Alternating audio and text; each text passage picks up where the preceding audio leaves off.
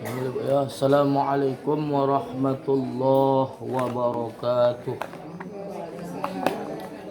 Alhamdulillah wa kafa.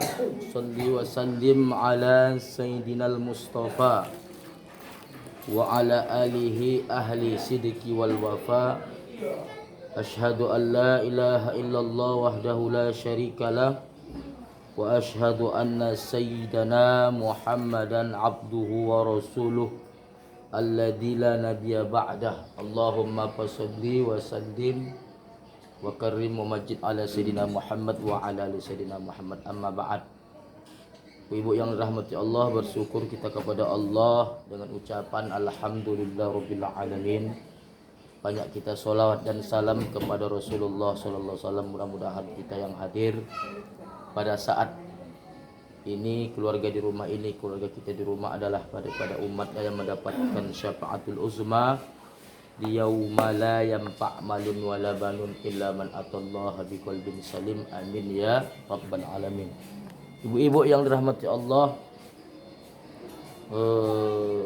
kaji kita pada hari ini, ingat tadi sudah asar, pasang lihat masing-masing, nanti kita sholat asarnya di rumah, karena bertemu dengan yang wajib sudah pernah disampaikan, kan tak pada diulang-ulang lagi.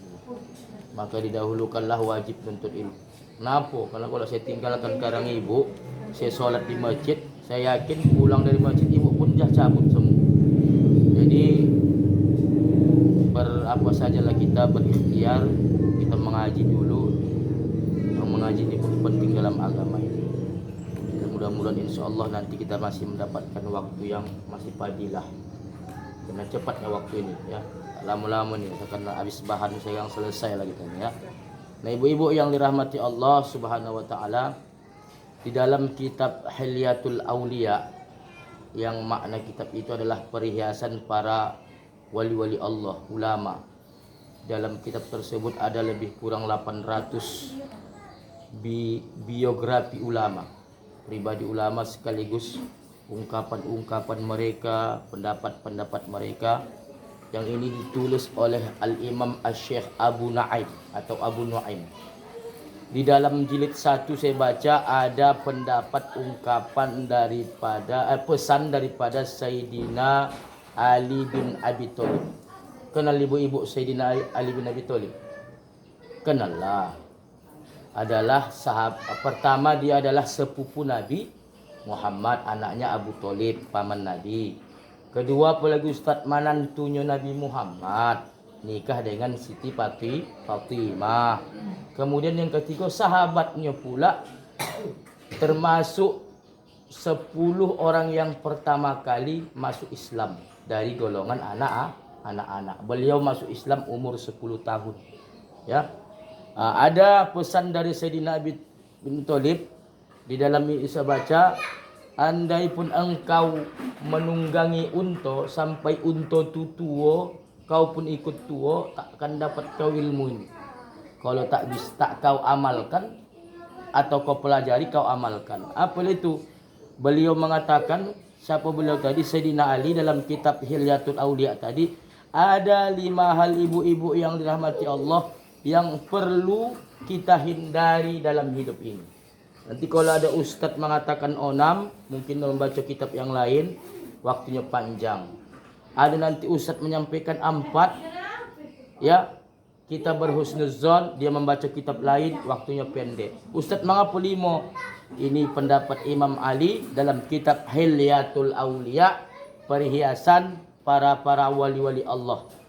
Nah, apa itu yang pertama? Dengarkan baik-baik, kata Imam Ali, la yarju abdun illa rabbah. Jangan terlalu berharap dengan hamba, tapi berharaplah kepada Tuhanmu, yaitu Allah Subhanahu wa taala. Jangan kita dalam hidup ini terlalu berharap sama hamba, sama manusia, tetapi berharaplah kepada Allah, kata beliau. Berharap sama manusia ni apa yang timbul? Ibu asokalah kecewa. Berharap sama suami, sama laki, tak bisa terlalu berharap, Bu. Datang dagang pulang dari pekerjaannya, dikasihnya ibu belanja 50 100, ya. Ibu bayangkan 200. Kenapa? Apa mahal? Segalanya mahal. Ya kan, Bu? Kecewa. Jangan terlalu berharap. Ya, berharap sama anak tak bisa. Ya, anda kepingin anakku jadi ini, jadi itu. Rupanya tak sesuai dengan kenyataan. Ya, kecewa. Jadi jangan terlalu berharap. Berharap sama siapa? Berharap sama pemimpin. Awak pilih dia. Begitu dipilih lupa dah sama awak. Jangan terlalu berharap awak. Kenapa? Kenapa? Sayyidina Ali mengatakan, la yarju abdun, jangan terlalu berharap sama manusia, sama hamba kita ni. Tetapi berharaplah engkau kepada Allah. Ya, berharap sama anak, berharap sama suami. Ya, apa yang timbul? Kecewa. Tak. Yang penting adalah timbulkan keikhlasan. Kalaupun anda kita bercakap, jangan bercakap langsung. Ini nanti ketersinggungan. Mana bisa begini, bang? Segalanya naik. Terjadilah pertengkaran dalam rumah tangga. Tapi ada yang cara yang baik, Bu. Cara yang baik. Kalau anda minta sama suami misalnya, mohon maaf. Tapi kita melalui Allah. Marah suami awak? Tak marah. Kenapa? Karena kita ngadunya sama Allah. Karena itu tadi minta sama Allah. Tetapi tujuan aduan tu bisa juga didengarkan suami. Apalagi sedang solat berjamaah, ambil tapak sendiri, doa sendiri. Ya Allah, ya Rabb, sudah 15 tahun kami yang berumah tangga ni, ya Allah. Apapun belum bisa aku dapatkan. Kepingin ke aku boleh amas sejenggot, tak dapat ku, ya Allah. Didengar suami dari belakang. Amin, kata. Lama-lama dikabulkannya permintaan. Maka dah tidak. Tapi kalau ibu minta langsung, belum tentu tak kabul. Ya kan? Belum tentu tak kabul. Tapi minta sama Allah. Awak adukan sama Allah, didengarnya, dia pun merasa kan begitu. Kalau yang mangsa suami, mangsa merasa, tak merasa, tak tahulah aja. Nah, berharap sama anak begitu juga. Tengoklah anak sekarang, Bu, lampayah anda tu. Kalau macam kita ni, omak-omak ni, omak saya pun dulu memang repetan ni lah. Kalau tak ada repetan ni, tak bisa beribadah. Karena begitu, Bu. Kena repetan omak awak dulunya, awak kadang nang elok beribadah ni, namotan beribadah ni. Bangun kamu, bangun, subuh. Kan? Ayah belum tentu, betul, Bu? Ayah belum tentu. Bangun kamu ditengoknya, apa lagi? Cuci muka kau tu, ambil duduk. Jangan malamun saja. Karena saya ramah alami tu, Bu, istri saya itu begitu. Kalau saya memang, tahulah Kang, awak jam 2 orang bawa pulang malam ni ada acara solawat. Subuh kan orang kasihan. Biarlah menggorakkan awak beribadah. Sebetulnya saya pernah sampaikan kan, sebetulnya seorang lelaki, seorang suami yang membangunkan istrinya, membangunkan keluarganya, bangun malam apa? Solat tahajud, solat subuh. Tapi pada kenyataan ibu-ibu yang membangunkan suami, membangunkan anak, betul kan? Bang, bangun solat subuh, bang. Nah, tak mau dia, Bu, jangan ibu songgak, jangan ibu sifat, tak ada hak ibu. Ibu tidak ada hak untuk memerintahkan suami untuk beribadah. Tapi PDKT, pendekatan. Kalau laki-laki berhak. Tak bisa ibu, bang, solat. Nak jadi apa abang? Tak bisa, salah. Tapi pendekatan solat lah, bang. Malu kita, bang. Biar mengikut juga anak-anak tu solat. Apalagi udah punya menantu, malu abang. Solat lah, bang. Abang imam kami di rumah ni. Begitu dia. So Allah sadar sendiri. Nah, ibu-ibu yang dirahmati Allah Subhanahu, kami pun penceramah ni tak bisa terlalu berharap. Sama orang ibu ni sama jamaah tak bisa. Ngapa gitu? Lagi suruh ibu kang diundang ceramah, tak suka tak diundang. Ayo kan? Tak bisa paksakan ini dah. Isinya amplop tak bisa. Seorang kang tak sanggup awak, ya, lain amplopnya. Ada kang mau kang yang ada kisah tu kan, lupa batukah amplop ustaz tu. Saya pernah begitu, Bu. Khutbah Jumat, betulkah amplop saya? Dapat saya amplop Bilal. Bayangkan ni, Bu, lihat tu. Khotib imam sama Bilal beda tidak jauh. Kalau misalnya saya akan buat haya, kalau khotib sama imam, 100 limpul. Dapat saya limpul. Sudah, saya diamkan aja. Rupanya besok datang BKM tu. Ustaz, kalau tak salah amplop ustaz tak tukar larat. Mana begitu nyorot? Tak bisa tu larat. Tak bisa tu lah. Ada kang lagi yang gawat lagi. Tak tukar pula tak tertib acara. Isi daftar tertib acara itu disalamkan orang. Dia sama amplop ceramah. Bayangkan le. Jadi tak bisa terlalu berharap. Ya. Apa lagi? Berharap awak kalau mangsa ibu-ibu ada saudara nak jadi caleg nanti ni kan nak pilkada sikit lagi ni. Berharap awak habis semua didatangi keluarga. disiram, dikasih bantuan. Bapak memilih, dipilih orang tu. Belum tentu. Maaf cakap bu sendiri. Sudah awak sendiri pun orang tak memilih awak. Sudah awak data begitu, keluarga kontan tak memilih awak. Kecewa? Tidak. Karena maaf sudah dikunci. Jangan terlalu berharap sama hamba, tapi berharaplah kepada Allah Subhanahu wa taala. Nah, itu yang pertama. Selanjutnya bu ada sebuah syair mengatakan, ya, karena apapun ceritanya, apa yang kita harapkan ni belum tentu dikabul. Sekarang begitulah kita di dalam hidup ini, dibangun rumah, dibangun rumah, dibangun rumah, dibangun rumah. Begitu siap menjadi, hendak kepingin lagi ditambah ini, ditambah ini. Tapi apa yang terjadi kau tahu sudah bersomat? Dibangun rumah megah, awak pun meninggal dunia, mayat awak pun paling lama bertahan di rumah tu 24 jam. Lebih 24 jam tak akan onda istri awak, suami awak, keluarga awak yang nak menampung. Ada pun ibu dongga. Oh, dia ni dah capek membangun istananya ini. Kita lama kalau mayat ngayo pino mati nikmati. Tak bisa, diangkat. Kalau dah hampir 24 jam tak laku lagi. Tak ada nak menerima mayat awak. Jadi apa gunanya? Maka apapun ceritanya, ya, di atas dunia ini, apa kata seorang ulama ungkapan, Allah lah yang menjamin doamu, bukan engkau yang menjamin permintaan. Kadang apa yang kita pinta belum tentu kabul. Apa yang kita harapkan belum tentu jadi. Ya, tapi mintalah kepada Allah. Karena siapa? Karena yang menjamin harapan kita tu pasti Allah, bukan kita yang menjamin. Kadang kita tidak begini, tapi tak sesuai dengan kenyataan. Kau kaji-kaji yang nambahan keinginan awak di atas dunia. Awak begitu juga. Tapi tahu awak sadar dengan kemampuan awak. Banyak karang manusia ni tak sadar dengan kemampuannya. Tak sadar dengan kemampuannya, tak sadar dengan kondisinya. Semuanya itulah tadi. Kan? Mengikut tren. Macam saya lah, Ustaz gantilah kereta tu Ustaz. Tak cocok lagi Ustaz Kambam 5. Memang betulnya tak cocok lagi kamu. Tapi apa nak didayakan? Awak jual lakang kereta awak ni bu. Awak DP kan lah. Awak nak ganti apa? Yang muat beli lah. PCX, kau yang PCX. Kau yang apa lagi yang agak bosak sikit. Takutlah begitu kan. Agak bosak sikit. Awak tak trend lah, nak mengikuti zaman. Begitu diboli, dijual ini, dijadikan DP 4 bulan tak lalu mengangsur. Datang Covid, kau yang menuntung Covid, habis kau nak tarik dia lihat. Ya macam lagu tu lah. Kan? Apa lagu tu? Jangan dipaksa berlari cepat, awas terjatuh, badan terhempas. Maksud dituju belum tentu dapat, benda di tangan habis terlepas. Ini dalam maknanya bu. Kita banyak begitu sekarang. Semuanya nak diboli, sampai ini dikorbankan. Ambil sajalah. Begini-begini, tahulah kang tukang dialek ni. Yang surapan kang ambil lah bu. Begini muah DP-nya bu. Begini-begini. Apa lagi bu, banyak job. Ustaz banyak job. Maulid ini begini-begini. Awak ambil lah bayar, korbankan. 4 bulan tak bayar. Apa maknanya? Kereta yang sudah lunas sendiri, tak dipikirkan lagi bulanannya, hilang. Sementara kereta yang nak diansur, udah kena tarik dia. Apalah gunanya? Jadi itulah yang pertama bu. La yarju abdun illa rabbah. Jangan kita terlalu berharap. Ya, berharap sama hamba, tapi lah berharap sama Allah. Termasuk sekarang bu, sakit awak jamaah ni, tak datang orang ibu-ibu ni yang menjemput awak. Jangan awak kecewa. Jangan terlalu berharap. Nang tegalah kamu jangan sakit. Aku 2 minggu tak kamu tengok kau masih sakit. Tak bisa terlalu berharap awak. Kan? Sudah awak sendiri belum tentu padahal sama awak. Ya. Begitu juga diundang tak datang. Kamu ya udah kundang kamu tak datang.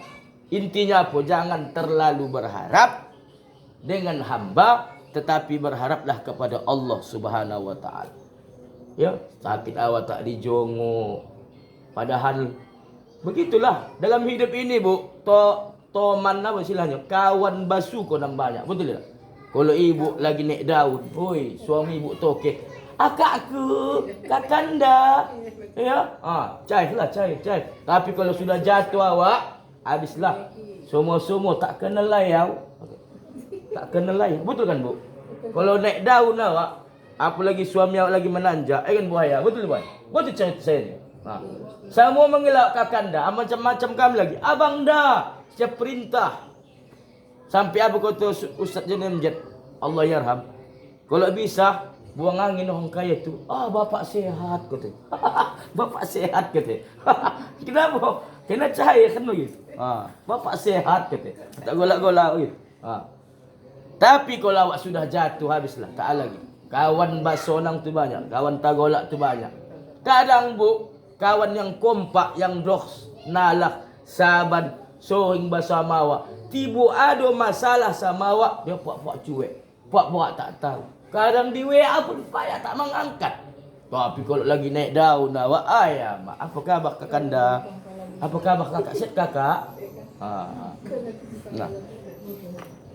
Nah ibu-ibu yang dirahmati Allah, itu yang pertama. Yang kedua, alihlah dulu saya.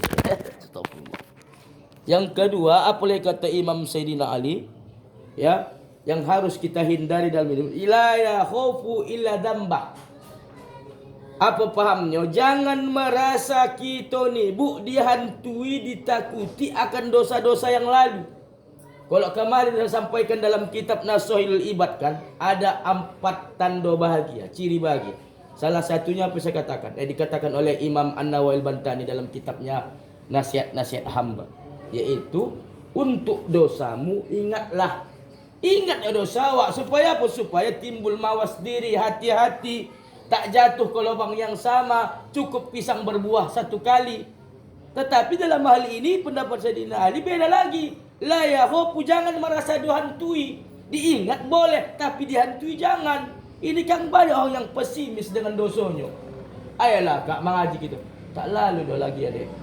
Tak terampuni dosaku. Memang banyak dosaku masa lalu. Tak lalu pula. Udahlah pasrahlah dengan keadaan. Tak bisa begitu. Ayo kan? Ya, la yakhafu illa damba. Jangan kita merasa dihantui dengan masa lalu kita. Ya, itu salah. Tetapi yang benarnya adalah ingat kesalahan dan dosa kita agar kita mawas. Dan yakin dan percayalah bu, ampunan Allah itu pasti ada. Betul tidak? Ampunan Allah itu pasti ada. Kisah yang 99 kan bu, tak saya jelaskan, menjagal nyawa orang jadi ke 100. Kenapa? Karena orang yang tempat dia bertanya membilang dengan banyaknya dosa yang kau lakukan, membunuh 99 orang, kau tak dapat ampunan. Sap orang yang ke 100 dia. Ya kenapa dia optimis? Ustaz, kalau yang ustaz lah dulu kan, kalau yang pemuka masyarakat, kalau yang tokoh agama, aku pesimis. Dia optimis nak bertaubat, wasari'u ila maghfiratin min rabbikum wa jannatin ardi. Dia bersegera dengan ampunan Allah, dia mencari orang yang bisa menunjukkan dia jalan taubat. Datang yang dituju ni mengatakan dosa kau terlalu banyak. Cap, jadilah dia korban yang ke 100. Tapi begitu ditobasnya lagi, dibunuhnya, timbul kembali penyesalan. Itu tadi bu. Asalkan masih mau menyesal bu. Kita mohon maaf, kita ni tak ada yang maksum. Ada di kita yang tak berdosa. Tapi bu, walaupun kadang kita berbuat dosa, entah apa itu, entah meninggalkan solat, entah apa itu, macam ibu, entah mengkatoyo.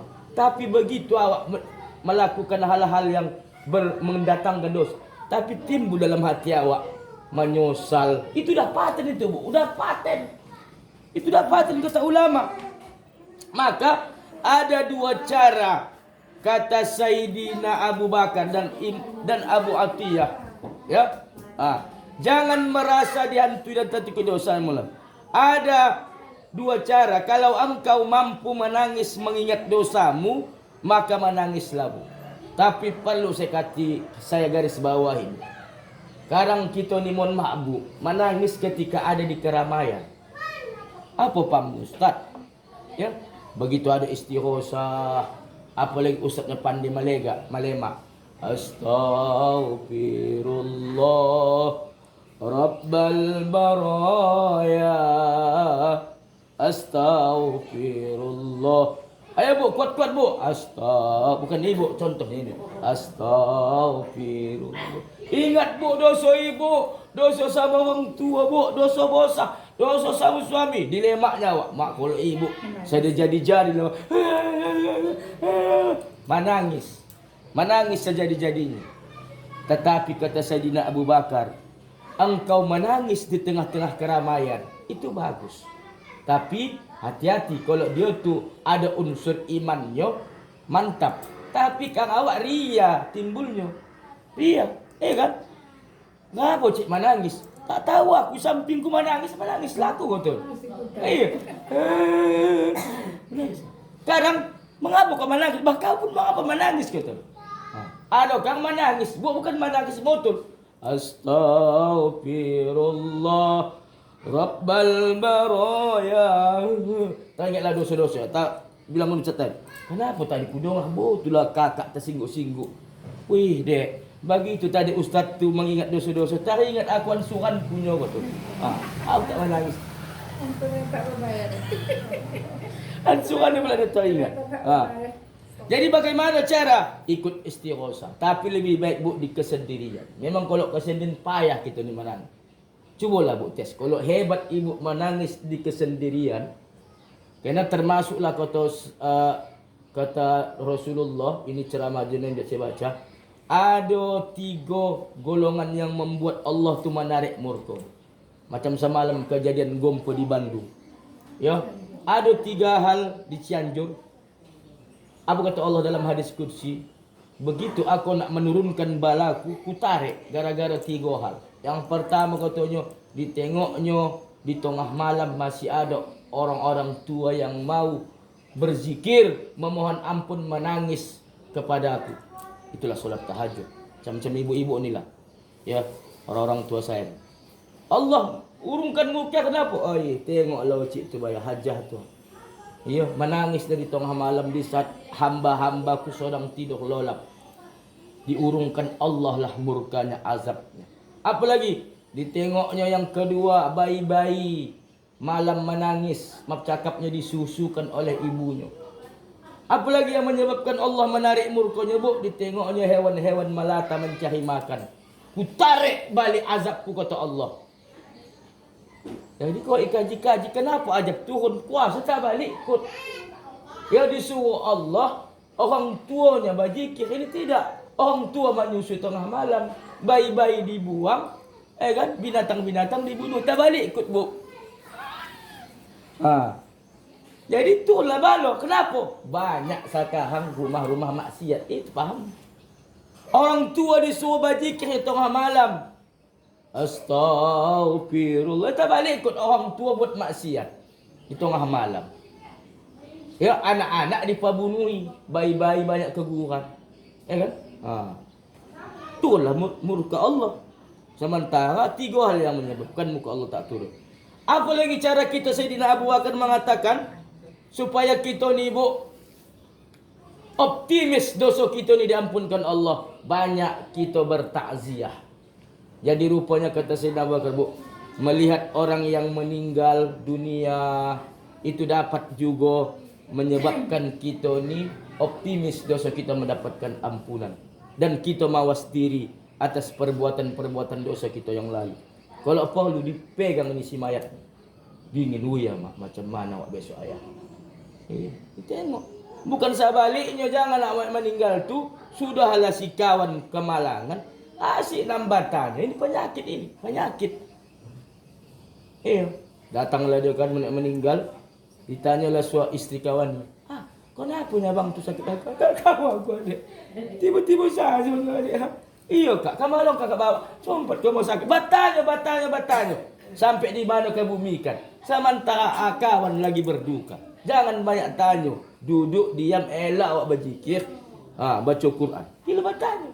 Makin sodilah kawan. Ya. Nah ibu-ibu yang dirahmati Allah Subhanahu Wa Taala, kemudian Ummu Atiyah juga mengatakan, Abu Atiyah juga mengatakan, ada cara kita supaya kita ini optimis mendapatkan ampunan. Ya, ingat sisa usia kita. Ya, tak ada manusia makin tua, mohon maaf, makin bertambah umur makin cantik. Ada Ustaz operasi plastik dah. Pakai glowing, tak ada juga tu dah bu, tak gugur. Tak ada manusia bertambah umur makin cantik, makin ganteng, pasti bertambah umur, bertambah usia, ya, berkuranglah fisik, berkerut, ya. Makanya bu sesekali tak ada salahnya kita ni seperti yang dilakukan oleh ahlus sufi. Ahlus sufi tu bu, supaya mereka mawas diri sesekali Tak ada salahnya ibu bolehkan kapan pakaikan. Pakai, masukkan kapas ke hidung bakace. Wuyi, nam begini rupa jadi mayat ayah. Kan? Sekali. Kenapa? Karena ahli-ahli sufi mempraktikkan demikian. Macam ibu Imam Abu Hasan Al-Asy'ari kata saya. Dia digalinya memang kuburan dari samping tempat solatnya. Begitu dia siap solat, masuk dia ke dalam yang lahatnya. Dipakainya kapan. Bangkit dia. Begitu ajan bangkit dia. Abu Hasan, kau masih bisa bangkit. Masih bisa ibadah. Macam mana kalau kau mati betulan? Begitu supaya mawas diri. Ambilkan kapan tu bungkus ibu badan ibu, masukkan kapas. Ini kata Imam Abu Batiyah, bukan kata saya, Pak. Dan ahli-ahli sufi pun tasawuf begitu. Ya. Berkaca ibu, nam begini menjadi mayat. Apa? Inilah orang lantam tu dan doh menyakiti hati kawannya. Inilah mulut lantam tu yang doh menyombongkan harta lakinya. Begitu ya tak dia awak. Barulah anak awak manggil, oh ya mak, apa? Begitu datang anak, mak apa ini? Takut aku lah anak awak. Kasih tau memang lah, ya kan? Nah ibu-ibu yang macam Allah, apa lagi kata Imam Abu Atiyah?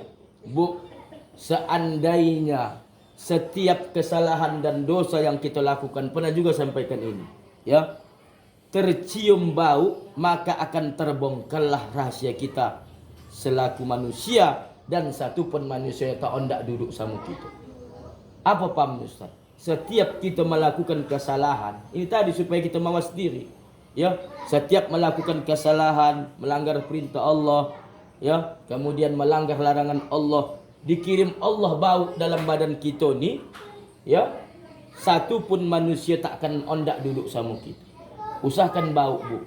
Di setiap kesalahan pernah sampaikan, dibalas Allah setiap perbuatan dosa dengan sebiji sebuah guli kok yang di kuning. Taulah awak nak buat dosa, nak buat kesalahan, tapi itulah Allah masih simpan aib kita, Bu. Ya, kita ni pun Allah simpan aib kita. Saya sendiri pun tak pungkiri Allah masih simpan aib kita. Andai ibu ni bisa punya indera keenam, tahu ibu aib saya, tak akan ibu undang oleh saya. Dan begini Ustaz, maka jangan coba-coba kita membuka aib saudara kita. Karena Allah masih sayang sama kita, disimpannya aib kita. Setiap dosa yang kita lakukan, Allah tak balas langsung. Baik itu dengan berbentuk bau badan kita, maupun berbentuk ditempelkan antah nangapu. Setiap, saya lah kang payah ibu-ibu dicontohkan bayar. Setiap kau topik buat dosa, dikasih biji calak di kuning. Buat dosa lagi, ditempelkan di bahu, ditempelkan di tangan. Begitu kita pengajian, ketahuanlah siapa namanya dosa. Tapi Allah tidak buat demikian. Maka ada pun namun saya bertanya, Ustaz, andaikan dibuat Allah lah dosa itu berbentuk hukuman nyata, kan tak ada manusia nak buat dosa. Betul. Tapi itulah rahman dan rahimnya Allah. Allah tak buat demikian. Kalau dibuat Allah, setiap kita buat dosa bau badan kita. Setiap kita buat dosa bau badan kita. Setiap kita buat dosa, dibuat Allah menempel sebiji guli di kuning kita, di badan kita. Topat yang hambal doh nalah soing buat dosa, ponulah. Habis. Konolah. Takkan ada lagi manusia nak wirid Yasin. Takkan ada lagi ondak kamu sujud, kamu solat, kapajak. Katakanlah, kan Bu Yus? Katakanlah Bu Yus ni, amat banyak ibu Yus buat dosa ya. Kenapa kau bilang begitu? Itu bertempel-tempel. Tapi itulah sayangnya Allah. Contoh. Jangan balak marah. Jangan buat tersinggung bayar. Ya. Contoh ini. Ini menongkatkan paham ni Bu Ayang pakai contoh. Nah, ibu-ibu yang dirahmati Allah Subhanahu wa taala, ya, ada prinsip yang hendak kita tanam, kata Imam Abu Atiyah. Merasa bodoh itu benar. Bodoh apa? Bodoh dalam hal ibadah. Tapi merasa pintar itu salah. Kita ni kan hebat. Kita lah yang alimnya, kita lah yang hebat solatnya, kita lah yang hebat pengajiannya. Itu salah. Tapi kita merasa bodoh. Merasa kita ni kurang, ya tak layak belum ke surga. Itu yang paten. Ya kan? Betul kan? Merasa bodoh itu bagus, tapi merasa pintar itu salah. Bu? Itu yang kedua. Yang ketiga apa lagi Ustaz? Pesan Sayyidina Ali yang perlu kita hindari. La yastahi jahilun ayyan sala amma la ya'lam. Jangan malu bertanya, Bu, tentang apa yang tidak engkau ketahui ini. Makanya adalah pengajian, ada sesi bertanya, boleh bertanya. Tapi Bu, ada juga 3 tipe yang bertanya. Dengarkan baik-baik. Yang pertama, ada jamaah nih Bu, sudah tahu dia jawabannya, tapi bertanya juga. Nak menguji ustaz, ada. Ibu-ibu di sana, ibu-ibu di sini tak ada. Dia tahu je dia jawabannya. Itu saja ditanyakan, sudah tahu jawabannya. Ya. Ada pula memang tak tahu, dia bertanya. Batin mantap. Ustaz begini Ustaz. Ya. Ada pula tidak, asyik dan bertanya saja konyonya. Sampai tanya, Ustaz, Nabi Adam sama Siti Hawa nikah siapa tuan Khadijah? Ya Allah, macam mana? Manusia tak ada. Mata tajab-jab itu. Ada juga pula jamaah ni kalau menahkan ceramah, ya. Motan saja. Karena nampak macam kosong pikirannya. Ke mana yang pikiran ibu ni? Kuasa ke rumahnya ni, maklum lawak. Lagi banyak masalah. Ada pula asyik mengangguk saja. Begitu pulang pula dari luar, kakak tu mengangguk saya, aku tengok. Faham tak kakak? Tidak. Pak, dia mengangguk tak faham dia rupanya. Ya. Golah. Dan kami pun Bu, kalau memberikan tausiah ni jangan lama-lama. Waktu Ustaz Somad kata 60 menit itu dah maksimal. Itulah batas maksimal otak manusia menangkap. Ya.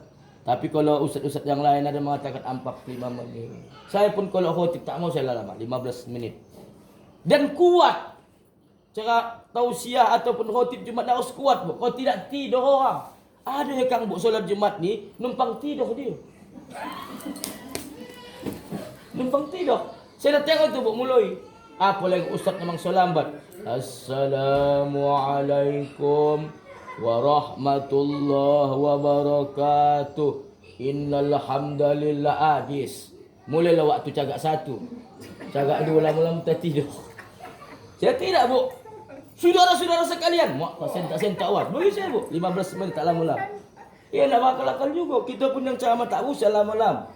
Batas kemampuan otak manusia tu kata Ustaz Abu Somad 60 menit sudah maksimal. Jadi itu Bu, yang ketiga, jangan malu bertanya. Dan jangan asyik bertanya saja. Ini kita ni gila bertanya. Assalamualaikum, waalaikumsalam, dari mana? Kakak dari pajak. Apa yang kakak bawa tu? Kol apa? Kol baras tagi. Nak kakak perapokan. Nak aku apa? Kutoco. Cukup itu kak. Cukuplah berduanya kami. Tak kebanyakan. Tidak. Saudara asyik tanya. Asyik bertanya saja. Ya. Tak kebanyakan itu. Kita ni dah basi bertanya. Tanya